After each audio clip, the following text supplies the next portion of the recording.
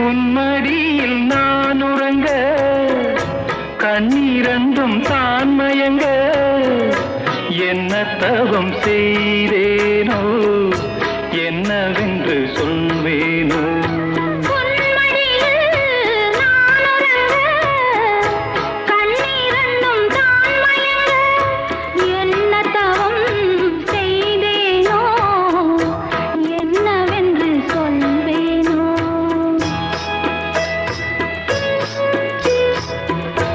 ஏழ் பிறப்பும் இணைந்திருக்கும் சொந்தம் இந்த சொந்தமம்மா